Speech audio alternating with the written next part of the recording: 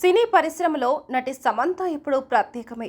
Pocket money కోసం వేడుకల్లో పాల్గొనే దశ నుంచి పాన్ ఇండియా నటిగా అగ్రస్థానానికి ఎదిగింది. ఆమె జీవితంలో చాలా ఆసక్తికరమైన విషయాలు ఉన్నాయి.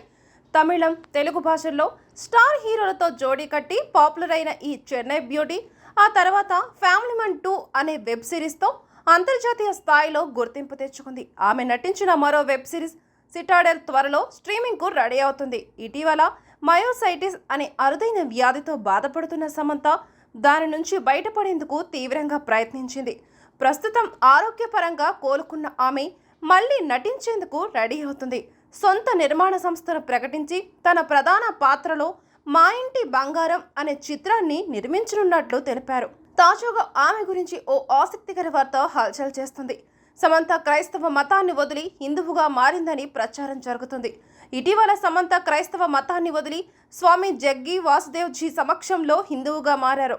కోట్లాది రూపాయలు కార్పొరేట్ ఆసుపత్రులు ఉన్నా సరే 1,00,000 ఓంకార మంత్రాల జపంతో నయం చేసి ఉపశమనం పొందేలా మార్గదర్శనం చేశారు. దీంతో ఆమె జగ్గి వాసుదేవ్ సమక్షంలో క్రైస్తవ మతాన్ని విడిచిపెట్టి హిందూ మతాన్ని స్వీకరించింది. తాను క్రిస్టియానిటీలో పుట్టానని, హిందూ మతంలోని చనిపోతానని చెప్పడం విశేషం. ఎందుకు వదిలారు అని ప్రశ్నించగా ధర్మం ప్రకారం ఎన్నో ప్రశ్నలకు హిందూ ధర్మంలో సమాధానాలు ఉన్నాయని చెప్పారు.